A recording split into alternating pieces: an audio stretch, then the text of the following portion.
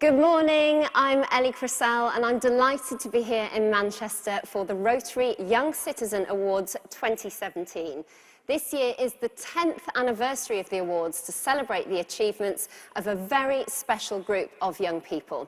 I presented the awards when they first began back in 2007. Since then, hundreds of young people have been recognised for the amazing work that they do. Each year, Rotary clubs across Britain and Ireland nominate youngsters for the awards. The eventual winners for 2017 are with me on the stage. Let's hear more about them. Our first award goes to teenager Abbey Booker. Abbey is in care, but she works tirelessly and selflessly to ensure other children have the best experience that they can. She spends her time volunteering, helping out with a number of schemes, and tries to change the way adults deal with young people in care. She was nominated for the award by the Rotary clubs of Doncaster and Doncaster St Ledger. This is her story. Hiya. Hi, please may I have 2 Cadbury's cream eggs, please? Yeah. Have you signed in yet? My name is Abby, I'm 15 and I'm from Doncaster. I've been in care for 4 years and I remember the first few years was a major struggle for me emotionally because I had so many different people and so many different things going on in my life, and I knew what I wanted, I knew what I wanted to say, I knew that I had my own opinions on things, but I was never really given that chance. I was just dismissed. And I think when I'd found the courage to sort of speak out myself, I just thought, right, that's it. I now know that I can say this, so I'm going to let other children have the opportunity. And I've just given it them. We've got some sports going on. Yeah. I don't know if you want to... Abby is 1 in a million, to be honest with you. She gives her time freely. She's a great advocate for young people. She offers them support, she offers them advice. She's very much helped shape the service as well, the way the independent visitor scheme runs. For me, before I came into care, I didn't really have a childhood. I basically raised my 2 younger brothers. I sort of was given all the family's dilemmas and problems they were put on my shoulders. Care changed my life. I did things that a normal 13-year-old should do instead of staying at home and cooking meals. It was difficult, but at the same time easy, and it was just a massive relief. So have you signed in yet? And then give me... I don't think I will ever stop doing what I'm doing. Never, ever stop. So for me, I'm going to take it further and make sure that every child in care has a voice and every child is loving being in care.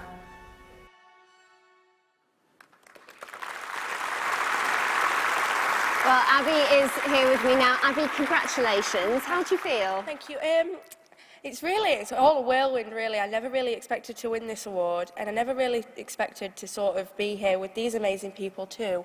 But like I've always said, this award is never really for me. It's on behalf of all the children that work alongside me, the people that work with me as well, and all the different organisations that I sort of help along the way. Well, you've done wonderful work. What was it about your experience in care that made you want to reach out to other young people? Well, I was never really listened to, and I know how frustrating it is and annoying when you know you have something to say but you just can't say it because, you know, people sort of believe that you're not old enough or you don't know how to say it or you don't have the confidence. So for me, I thought I needed to stop and children needed to have that courage and confidence to sort of come forward themselves. So I sort of became the voice for young people.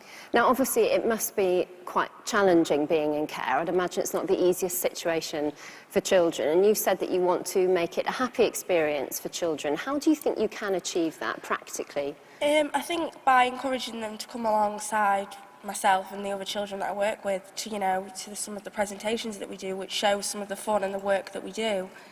And just talking to kids and sort of explaining my story and how it's similar to sort of other kids, and just getting them engaged and getting them involved in different activities and sort of showing them the positive side instead of the negative side of care. Indeed. Well, I'm sure you'll go on to do more great work. Abbey Booker, congratulations and thank you very much. Thank you.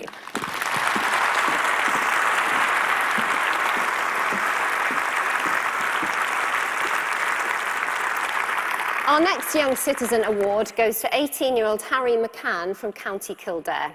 You could call Harry a bit of a whiz kid. He founded his first business at the tender age of 15 called Kid Tech. Over the space of 16 months, he taught more than 800 children how to computer code. And in 2014, he founded the world's first digital youth council.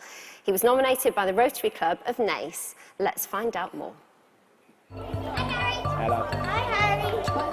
So what generally happens here on a Tuesday evening is around 20 or so local kids come in to learn how to code. So we introduce kids as young as 7 to coding and get them involved in not just being users of technology, but also creators and builders of technology. My name is Harry McCann. I'm 18 years old. I'm a Leaving Cert student from Clane in Kildare, and I'm the founder and director of the Digital Youth Council of Ireland. I'm a Coder Dojo mentor and an entrepreneur. I have a passion for technology and I enjoy sharing that with the kids. I just think it's a great opportunity to be able to show them that they can not just use technology, but they can also learn how to build things for it and control their technology as well. These kids are very much my generation, are just people who are on Facebook, on Twitter, who are just using YouTube. But they're not. They understand that somebody's built it, and they understand that if they put a lot of work in and if they understand their technology, they too can build the next Facebook, the next Google, the next Twitter, the next billion-dollar business online. I don't do it for the recognition. I've never worked to kind of receive trophies or receive awards. It's always just been the added bonus, and I suppose it's great encouragement for me to be able to go on and do other things after. It's a good motivator. It's just great to be able to get involved in something that the kids enjoy, I enjoy doing, and to be able to share passion for technology that I have with other people, especially when the kids get to go on and have the opportunity to go and build bigger and greater things.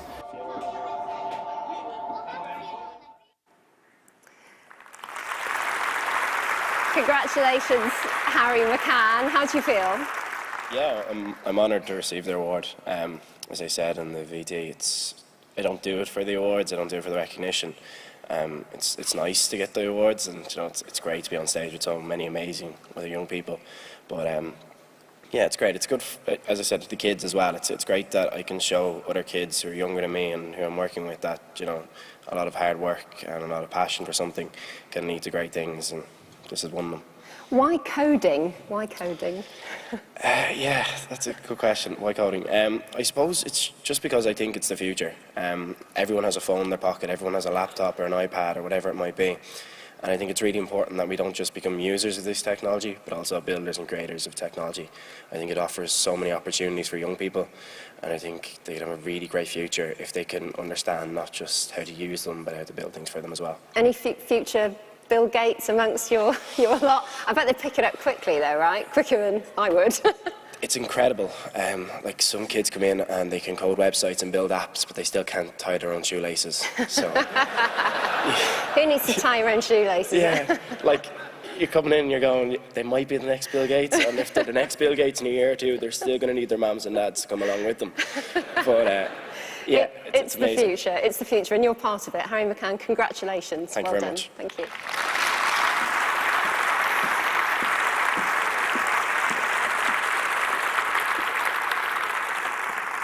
Our next winner is Mohammed Khalil. He grew up in Syria, but was forced to flee the country with his family when he was 10, having been shot during an attack on his school.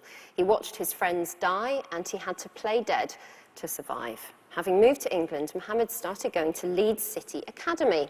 He was nominated by the Rotary Club of Leeds. Ian Bucknell has been to meet him. Mohammed Khalil is a 16-year-old growing up in Leeds, getting ready for his GCSE in food technology. Nothing remarkable about that, but how he got here, well, that's another story. Mohammed was growing up in Syria when his school was attacked. He saw his friends being killed and was himself shot in the leg. To survive, he pretended to be dead until the attackers had gone.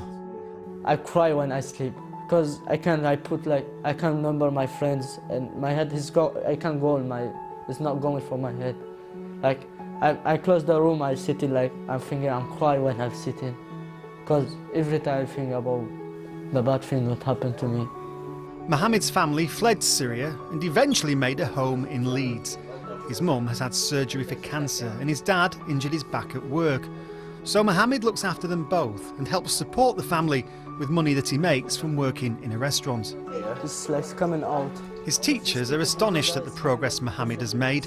In school, as at home, he's made it his job to help others.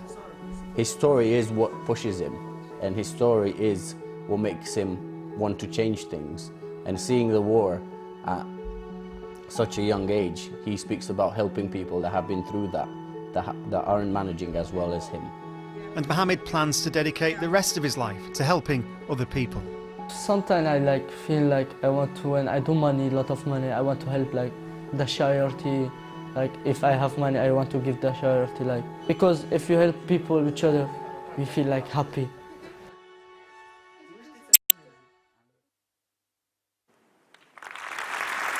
Well, congratulations, Mohammed. How do you feel to be here? Happy. Yes. Now, you went through some terrible things in Syria. How do you think they changed you as a person, made you who you are? More stronger and confident, and to help other people who have bad life before. Now you work a lot here Yeah. to look after your family. Yeah. You've had some problems with things here as well. Yeah, when my mom gets sick, he's had operation of cancer, and I was very worried for her because my mom is this all the thing I have in my whole life. My mom and my family, this the left. And when he gets sick, I was very worried. I want to chop it for her, to help her more because I'm the big, and I want to help her chopping, bring my brother from the school. And my dad as well is sick, he can work properly, and that's why he's... So a difficult time for you, and you work in a restaurant as well as keeping up with your schoolwork. I was working in the restaurant to help more, to bring more money to give to my dad and my family to bring more stuff. So how does it feel now to be given this award and for everybody to be saying, well done, we recognise how hard you're working? I feel very exciting because people read my story, and I'm very happy about the award. I want to thank everyone is here. I want to say thank you, and to everyone. Well, congratulations to you. Congratulations, and thank you for talking to us, Mohammed.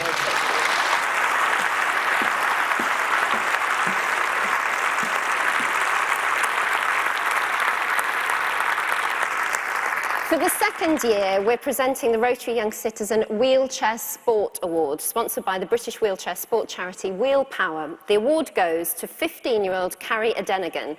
Carrie, who was born with diplegic cerebral palsy, was inspired by the London 2012 Paralympics to take up wheelchair racing.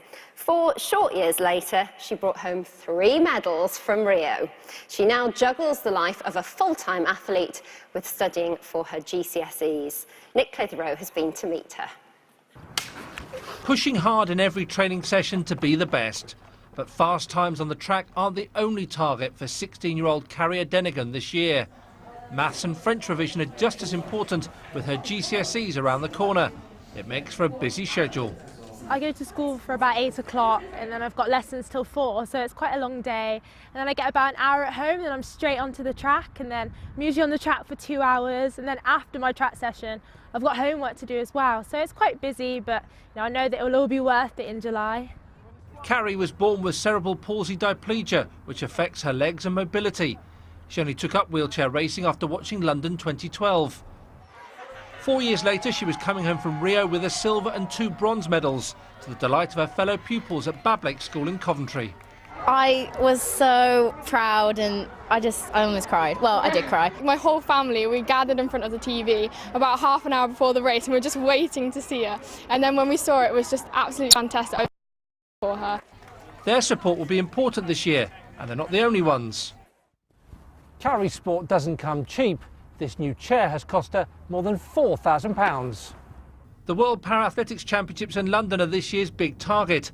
Expectations are high, but so is the level of competition Carrie faces.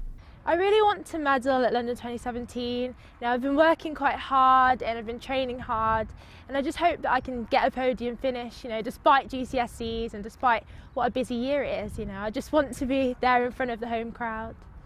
But Carrie's determined that she will inspire the next generation, as she was inspired by the London Paralympics.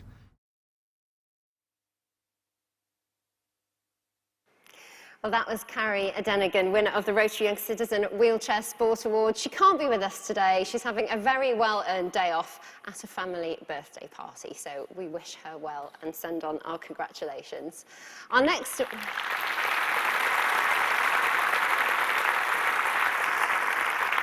award goes to 14-year-old Aidan Jackson. Aidan has raised over £16,000 for charity in just over 2 years. He was diagnosed with Asperger's syndrome in 2011, so sometimes struggles with everyday situations, making his fundraising efforts all the more laudable. Aidan was nominated by the Rotary Club of Widnes. Andy Gill has the story. Yeah, I still don't like that picture. Aidan and his mum Caroline flicked through a scrapbook of his fundraising exploits at their home in Widnes. He started on a small scale, but the death in 2014 of his close friend Olivia Alice Walker at the age of just 15 really lit his fundraising fuse. I wanted to help out her family as much as possible, and when they wanted to set up a charity, it was like the main, like they ignited the spark. Last August, Aidan filled a sports stadium with 10,500 teddies to raise money. Why is it so important to you that you do this, that you do help people?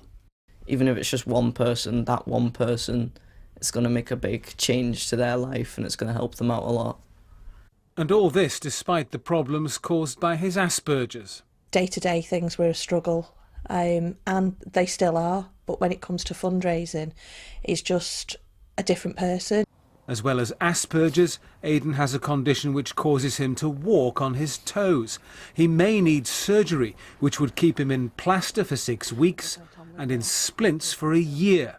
I have to just try and deal with it at my own pace, just slow down a little bit. Aidan's raised more than £16,000 in just 2 years. He'll find out next week if he does need an operation or not. Andy Gill, BBC News, Widnes. Congratulations, Aidan Jackson. How do you feel? It's just brilliant to receive this award. I mean, it's just showing that there's not always just bad stories in the newspapers and just the TV. It's showing that there's a lot of young people doing good things, showing that it's just brilliant what people can do when they put their minds to it. I couldn't agree more. It's lovely to have some good news about young people, isn't it? Yeah. Now, tell us about Asperger's. What difficulties have you had with that? Mainly social and just trying to get around, really. As a child, I struggled with making friends and trying to strike up conversations with people, but during my fundraising, it's been a lot easier to actually get to know people, giving me topics to talk about, and just genuinely making new friends. So what drove you to fundraise? What made you think one day, you know what, I'm going to raise some money?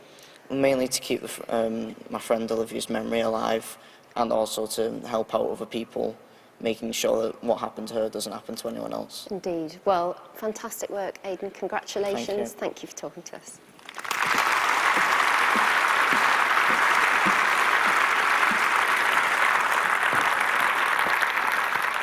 Our next award winner is 18-year-old Molly Comish. She was determined to act after seeing so many homeless people living and sleeping on the streets of Ireland. She was nominated by the Rotary Club of Bray for her idea of giving packs of essential items to homeless people in her hometown. Let's see her in action. I was walking around Dublin in December of 2015 and I just saw the amount of homeless people and I decided that I needed to make a difference, so I'm trying anyway. I'm Molly Comish, I'm 18 years old and I live in Bray, County Wicklow, Ireland. For me, dignity is being clean, so I thought maybe I could put together a pack of things that we take for granted to keep us clean that homeless people might not necessarily be able to buy. So I just decided to put it in a rucksack as well because it's reusable. And so there's everything from scarves to gloves to socks to earbuds to deodorant to toothpaste and bars. There's pretty much everything that we all take for granted but need. Everyone's smiling and thanking me when they're receiving them. Hi guys, I'm just going to leave some stuff here for you.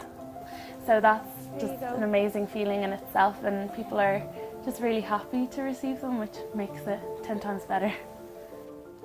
It just makes me really sad that people do have to live that way, but I'm trying my best to help them make it a little bit easier. Winning the award is amazing. I never in my wildest dreams thought that I would have won it. So to win it is incredible. Yeah, I couldn't believe it. I was over the moon.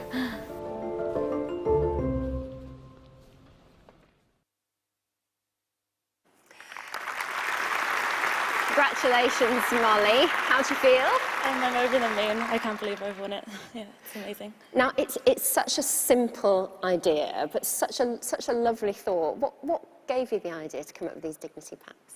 I just saw so many homeless people sleeping on the streets, and I thought, this isn't right, so I decided I wanted to make a change, and I decided to make 30 by myself, so I didn't tell my mum or dad or no one, and then they caught me bringing in 30 wet wipes, and they were like, what's going on? Yeah. So I had to tell them. Stop putting toothbrushes on the shopping yeah, list. exactly.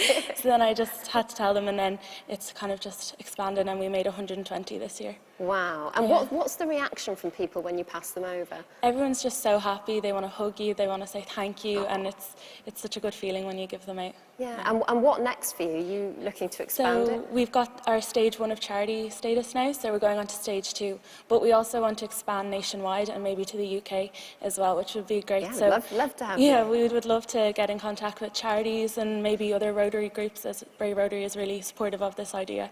So we'd love to expand out.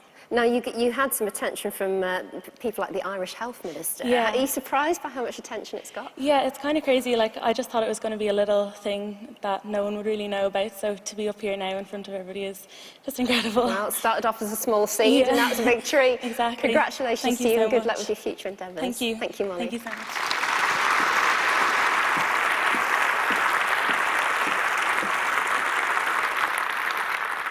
Our final award goes to sisters Amber and Sophia Coburn, aged 23 and 24. They founded the mental health charity Invictus Trust in 2011 after their 18-year-old brother killed himself in a psychiatric unit in Cornwall. They were nominated by the Rotary Club of Truro, as Noel Phillips reports. Our brother was a party animal, life and soul of the party. He was a fashion student. He was very popular. He was just like the greatest person. In 2010, Ben Calburn was just 18 when he took his own life in an adult psychiatric unit in Cornwall. Within a few hours of losing Ben, we were in disbelief. It shouldn't have happened. Ben shouldn't have been able to take his own life in a mental health hospital. His sisters, Sophia and Amber, wanted to keep Ben's legacy alive, so they set up their own charity, the Invictus Trust, as a way to support other teenagers with mental health problems. After Ben had passed away, really not very long after, my mum sat down with us, my sisters and my dad, and just said that she felt really strongly that we had to change the services. We really didn't want to be a family that became quite bitter, because we felt like Ben had been let down, and we needed to change what was available for teenagers in Cornwall and what support and services could be enhanced really and better provided. After 3 years of campaigning for a mental health unit for young people in Cornwall, it was recently announced that the NHS will be building the first ever specialist unit in the county. Feels amazing. It's been 7 years now that we've been running the charity, but sometimes it's gone so fast, sometimes it's gone so slow. We've been lobbying for a unit, which has been a long, hard journey, and we finally got confirmation that the NHS will build a unit for young people in Cornwall.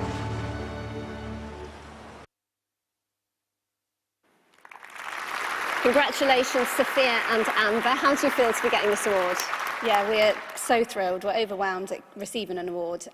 We didn't think that this would get recognised in this way, but we're just really proud of what Invictus has achieved, and we're a family-run charity, and we're just really proud. How do you feel, tell me, about how your brother was let down by the existing services in Cornwall at the time? I think as a family, you know, it was really devastating. Ben was 18, but only just, and went into an adult unit, and we felt that the care just really didn't suit him. It wasn't very hopeful. It didn't understand him as a young person, and we really felt that it did let him down. But then increasingly through our work with Invictus, we realised had he been under 18, he wouldn't have even been seen in the county, as we have no mental health beds for young people. So that became kind of what we were lobbying for in Invictus, that actually there should be a young people's unit. And just last week we got the confirmation that the unit will be built after 6 years of campaigning. So this is a unit which is uniquely sort of 18 to 25-year-olds. It crosses that bridge. So currently it's £5 million being put aside to start the build next year. It's actually for under 18s because there's no under 18 provision in patient care in Cornwall. But as Invictus, what we're really lobbying for is to bridge that age gap and sort of go 13 to 25, because our view is that Ben certainly didn't just turn into an adult from going to bed at 17 and waking up at 18 the next day. Well, which of us do? Yeah. You hit the nail on the head. Do you think that your brother would be proud of the work that you girls have done in his memory? Yeah, we really hope so. Invictus is completely in his memory. It's named after his tattoos, and we use the anchor logo so that it's a brand that young people actually want to identify with, and we really hope that he'd be proud of that. I'm sure he would. And what's next for you? It's very busy. Currently we go into a lot of schools, we do a lot of talks and really challenge and try and break down the stigma, make everybody aware that everyone has mental health. It just depends where you are on the spectrum on that day, and it changes. So we do a lot of schools talks, obviously really campaigning to make sure that this build is innovative and that Cornish children are being cared for in Cornwall. Indeed, well, they're in good hands. Amber and Sophia Coburn, congratulations. Thank you very much for talking to us. Thank you. Well, joining me now is the president of Rotary International in Great Britain and Ireland, Eve Conway, who started the Rotary Young Citizens. I did indeed, Ellie, and you were there as well. I was. We were there 10 years ago. Can you believe how quickly it's gone? I can't believe it. We still look as young, I hope, as we did then. Of course we get younger. And what about some of the stories you've heard here today? Absolutely inspirational, and that's why the awards were started 10 years ago, to showcase positive young role models like the people we have here today and overcome these negative stereotypes. Because, you know, then as now, the headlines are so often dominated by bad news about young people, and we know that the majority of young people aren't like that. And I think that, you know, with Rotary, we have so many projects, our Young Citizen Awards, with our inspirational, amazing youngsters here today, Young Chef Youth Speaks, Youth Leadership Awards, a young musician, you know, because we know that young people are all our futures, and we need to invest in them, really. We do, and celebrate their achievements. And celebrate their achievements. We do. Eve, thank you very much. Eve Conway, President of Rotary in Britain and Ireland, thank you for joining us. So congratulations to all this year's winners who were nominated by Rotary clubs across Britain and Ireland. I'm sure you'll agree we've heard some incredible stories. We've been moved, and I'm sure we've all been inspired. I know I have. Congratulations to all of you. Thank you very much for joining us this year. Bye-bye.